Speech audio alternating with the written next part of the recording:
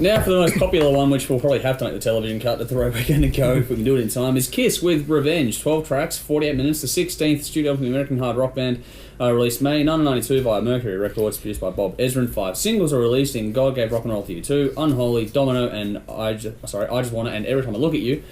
The album peaked number 6 in the US, number 10 in the UK, number 5 here in Australia, doing really well worldwide, eventually going gold in the US and Canada. This is the band's first album since 1979's Dynasty to reach the top 10 in the US, and their first since the death of drummer Eric Carr, with the album and last track dedicated to him. The lead single from this album also gained a huge amount of traction from its use in Bill and Ted's Bogus Journey. Dave. Right from the opening song, Unholy, you know 2 things. This is Kiss like you'd never heard them up until this point, and they found a new focus and energy. I know some people will disagree, but this is the best lineup Kiss ever had. Fact. I love the song structure. It goes from the evil and... What? No, continue. Fact, it's the best I'm fucking curious if line. Nick agrees with that or not. Okay. Just replace the word fact with opinion and we'll be fine. We're all just following Trump's lead, aren't we? Oh, you're wrong. I love the song structure. It goes from the evil of Unholy straight into your typical Paul Stanley song with Take It Off. It's still heavy, but it's changed the tone and what you know, and you know this is going to be a diverse and fun listen. I've summed this album up as Satanism, Sex and Sentiment. Kiss for a new generation. It's not the same band who released Destroyer or even Creatures of the Night. Great guitar riffs and killer tone. I love how Bruce Kulick brings out some personality to his solos by referencing Star Spangled Banner and Hall of the Mountain King. Some stellar textures to the songs, and that intro that he does on Domino is very cool. Production is amazing. I like there's a little effect on Gene's voice sometimes to bring it out a little bit more demonic, or maybe he's just bringing the inner demon out. Carry up. Yeah. Paul sounds amazing on this release. He's at his peak of his vocal career. The ballad Every Time I Look at You brings out a softer side to the album. It's one of the songs that just was needed to make this that final stamp on the album to make it perfect. There were 4 Kiss albums I give a 10 to, and this is one of them. Standouts are all of them. Okay. All right. Here we go. The 2 biggest Kiss fans. Okay, back to back. I believe Eric Carr was the best drummer of Kiss. Oh. Without Eric Carr, they wouldn't have survived the 80s. I agree, especially since Gene was phoning it in. Well, it was just his style, and he made them write those albums, before Revenge. Anyways, getting back onto the album, I had to clear that up. I had to clear that up. That's not the best lineup. Eric Singer's a great drummer, but Eric Carr was the man. Unholy. This is not Peter Criss. No. No, not ever. Could even say Anton Fig. I'd rather say Anton Fig than over Peter, to be honest with you. Unholy is the perfect opening song. They set a great mood. That fade in is the heaviness. It's one of the best probably opening tracks I've ever had, Kiss.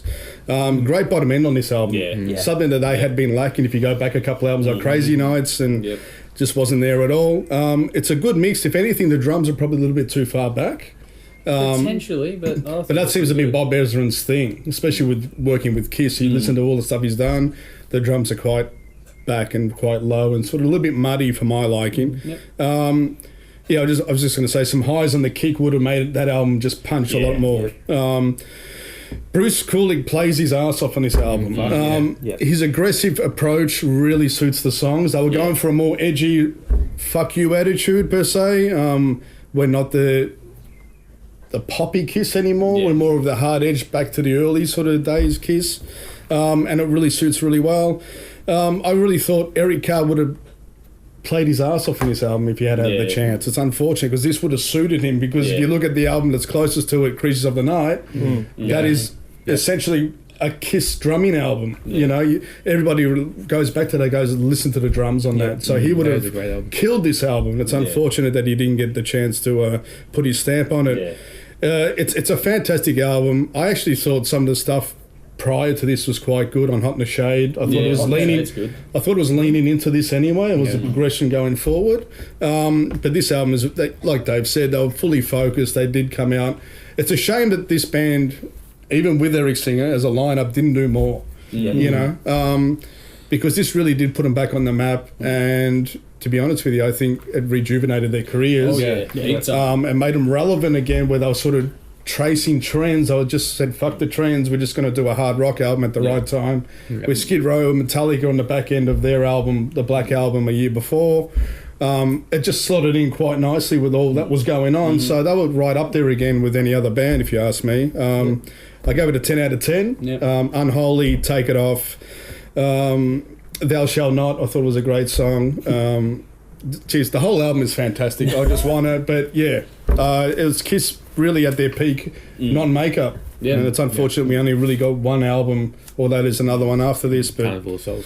yeah, this is quite a good album. It still stands the test of time, if you ask me. So There you go. Well, like the man next to me, I'm a big Kiss fan since I first heard him. Especially the makeup era and everything like that. Stuck with them through that. Creature of the Night, I agree with you. One of the greatest Kiss albums, and the drumming on that's in Ben's. Took the makeup off, loved Lick It Up, especially with Vinny and everything like that. Where we digress a little bit is after Vinny left and the whole Asylum, Animalize, that kind of stuff, Crazy Nights, even Hot in the Shade, they kind of lost me a little bit. okay, I still think they're worthy album. Yeah, I used to really like Hot in the Shade. I've listened to it not too long ago and it kind of dropped off for me. Production hurts that one big time. It does. We're never doing a Kiss Hot Top with you guys. No, and We're going to do also, a Kiss special, man. We're going to fucking squirt all over the place. yeah, so they kind of lost me after Crazy Nights and Hot in the Shade. And when this came out, I didn't even know Kiss had a new album coming out at the time. I mean, I just turned into Rage one night and I saw that opening for Unholy, the whole black and white, the swirling in it. I thought, shit, this is Kiss, you know. Then Gene starts snarling. I figured, no, oh shit, what's going on here? Because they not only they sounded great, they bloody looked great as well. Yeah. No, they all fit. They brought back the whole black leather look and the spikes. And now we're going back to, like you said, it was almost like a fuck you sort of thing. Yeah, back it's to like, basics. Yeah, it's like, okay, we've gone through the 80s with all the Crazy Nights, Hot in the Shade, Animalize, that kind of stuff. This is us now. And it was like, it sounded like a desperate band that had something to prove at the time. And like so, I loved the look and the sound of them at the time. When the album came out, man, I was just blown away. As much as I love Unholy, I actually think it's probably one of the weaker tracks on here. Wow. And I love it. And that's the thing, I love that song. But there are so many other songs on it that I like a lot more than it. The thing that really stuck out to me with this album is that Gene's contribution to it, not only because he wrote a lot of it as well, but just his vocal performances. The strongest songs on this, and this is something I thought I'd never say about the Kiss album, were the ones that Gene sang. I've never been... it's been a long time since. Yeah. You know, when you go back to the 3 or 4 albums, it was pick and choose on his stuff. But that's what really stuck out to me is like, no, these guys... It's always been Gene and Paul's band, but it's almost like Gene grabbed the bull by the horns and said, okay, well, I'm going to drive this album. In the 80s, it was Paul's band. Gene Gene was too busy trying to date Cher and all these kind of make a movie career out of it and stuff like that. Trying to do everything but music. Yeah. Unsung hero on this, which is, it's not really unsung because we've all mentioned it, but Bruce Kulick plays his ass off on it. Probably the most hard done by member of Kiss ever. What about Tommy? Respect for Tommy. Well, the thing is, they got He's still in the fucking band. Well, like So is Eric. Like Mick said, Bruce played his ass off on it. This album put him back on the map. And then they turf him because the reunion tour and all this kind of stuff starts happening, and they bring in Tommy. Yeah, it's time. So it's not a thing on Tommy, but I'm like, I would have loved to have seen him do more with this lineup. Yeah. Great lineup. Not the best, but it's great. Just a great album. I mean, Unholy, Take It Off, Spit's a great song. I still like that one as well. God gave rock and roll to you. I never really gelled with that song much at all. I only found out years later it was a cover. Never heard the original. No, never. I've heard it now, but back then I thought this was their song, and it's But it was huge when it came out. Yeah. Fuck. Domino, great song. My favourite is Heart of Chrome though. For some reason, it's a bit of an overlooked song, but Heart of Chrome. Tough Love's another one that's overlooked. Yeah, Tough Love. That's another. the whole album covered. Just about. I just want to fuck. Yeah, just a great album from top to bottom. Look, I give it a 9 out of 10. They're my standouts. Just a great album. I didn't prepare for that. That was off the top of the head. Sorry. Fucking yeah. Right. You're on your bottom. Let's bookend My this screen thing. went blank. That took so long. I'm also a big Kiss fan, so I won't try and go over the same old ground. Unholy, I think, is a great way to kick off an album. It's just fucking sensational. Banger. This will get me loved by some, hated by others. I actually think it's the best Kiss guitar album. Yeah, just for Kulick's performance and everything on top, and on top of great riffs. The if you're a riffs were what was cool guitarist, about it. it's hard not to love it. Yeah. It's just bloody sensational. Unmistakably a Kiss album, but it's got a lot more menace, which I think is cool. All the classic Kiss hallmarks are still there, though, including some cringy lyrics and stuff, but it's Kiss, so that's what you get. fans of the bands always rate this album really highly in their catalogue, knocked it and rightly so. Yep. I think Eric Singer's inclusion was pretty, tragic as it was pretty seamless. I think he did a pretty good job coming in here. Tough shoes to fill as well. It's a big thing to do. I would probably give this album 10 if it wasn't for God Gave Rock and Roll 2. Oh, really? That song sucks balls, and no one should ever attempt a Wild Stallions cover. So, so I give it 9 out of 10. The highlights were Unholy, Domino, Take It Off, Heart of Chrome, and Spit. Well, I'm going to be the outside one here because I'm not the world's biggest Kiss fan. So this is where I get off the rails on the panel. Let's get him. Lose the shit. No. I don't think we've actually reviewed this one on the show before. I think out of all the Kiss albums we've done in the past, I don't think we've hit this one yet. This has a great attitude. It hits you straight from the start. The band is on fire on this one, though. They seem to have a point to prove, which has been mentioned. They're tight, they're energetic, they're dialed in. It oozes swagger. It's got a big set of balls about it. There's no dud moments. This band is simply on. I wonder how much the changeover with Singer coming in and stuff, like how much that impacted this thing, because all the noise would have been about the negative side of things, and they've had to come in and go, bang, here we are still. It's got balls, riff, solos, drums, all those things. The bass rumbles away nice under it all. Vocals are on point for both Simmons and Stanley. I think both of them nail it vocally. This is a band that's probably at the collective peak of their powers in a lot of respects. Yeah.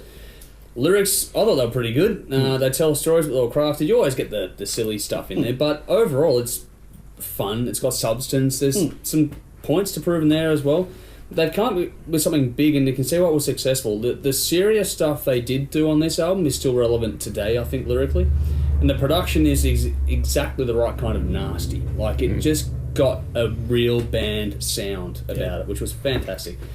Not a lot of tricks. It's just get them, plug it in, dial in the tones, and just fucking hit record. And they just did that. It's a trip to a simpler, more fun time, both sonically and musically. But the depth and space is really well presented. I love how things ring out on this one. The reverb is used just right in that regard. Take the toms on the drums for me. That was really cool. The way they presented that was a really cool thing. Good track order, good diversity. You don't want to turn away from this album because it doesn't let you go away. Because even if there's one track that doesn't quite lock you in, in the same song, the next change or the next riff is going to come back and pull you back to it. It's a very well-rounded package. Good hooks on this. Yeah. I love the rhythm section again, though. That allows the vocals and the guitar to shine out the front. It's one of those albums where if this had been my first taste of Kiss, as opposed to all the other stuff, I would have probably been a bigger Kiss fan in the end, because this would have dragged me much more into what they're doing. I don't know what Caesar's doing. But my respect for them grows more and more over the years of me learning more about them after being put off by them so many years ago. Now they're being forced upon you. I'm learning through osmosis. Yeah, we'll go with that. That's a good term. Smarter term than I was thinking of anyway. This has everything. It's got belting songs, great ballads, iconic songs that stand the test of time. You might not like God Gave Rock and Roll to You too, but fuck, that song still holds up today. Yeah, no, it doesn't. I'm not. It's funny because I wasn't sure when writing this how this would sit amongst the ranks of the diehard fans, and it's good to hear it so highly rated amongst that regard. So you can't fault this record. I think it's fantastic. 10 out of 10 from me. Wow, shit. There you go. Fucking hell. Unholy. God Gave Rock and Roll to You too, Brendan. Domino, Heart of Chrome was another stand for me, but there are no dud tracks in this. Just simply no dud tracks. Check it out for yourselves. Let us know what you think. One done track. I'm with Brendan. God Gave Rock and Roll. Oh, it sucks. It was the impact, because for me, like I remember... It sounds but the lyrics in that too, because well. it's never too late to work 9 to 5 and stuff. Like, it wasn't their song, not their lyrics, but it's still... The attitude they gave, it still gives it back. They made it a Kiss song. Yeah, and they made it a Kiss song. Kept it relevant. Like any kind of Metallica cover, they make it a Metallica cover. It's the chorus and the lead into the chorus just fucking grind my gears so bad. The chorus is really the world's best chorus, but the other stuff inside, there's more substance to that song than there is on... It's funny because the cover has more substance lyrically than a lot of the other stuff you normally get from Kiss. But it's hideously inaccurate. Satan gave rock and roll to us. We all know this. So fuck this We're not doing Tenacious D yet. That's later on. God had nothing to do with rock and roll. It's historically inaccurate. Kiss didn't write it. What about Striper? Where'd they come from? That's right. They stole it from the Satan. From the Striper of Satanist. In disguise. That's Satan. Wolf in sheep's clothing. I don't know if I call striper wolves, but anyway. No. Bumblebees. Yeah. They're terrifying. Bumblebees. That'd be cool. Seeing Striper perform Flight of the Bumblebee. Yes. I would. Or the killer bees come out. That's on the it. stripe. Big Ron Blair, jumping Jim Russell. Right? The killer bees come out to striping music and they're playing their Yellow and Black Attack. So fucking fantastic. It'd be the perfect storm. Fucking hell. And 86 speaking would have of, been That's a awesome. curtain raiser Right. for a Richmond game. and a segue into Goodbye Yellow Brick Road. Hey! Who wants to go first on this? Okay. I'm coming. Oh, hey! So it's Christmas. Timmy. He's going, fuck me, how is this Kiss review going to take? Was it boring out there? Oh, Jesus. The mail! Don't do that. I'll stay there. I'll jump No, we didn't do. Great catch. Doesn't matter.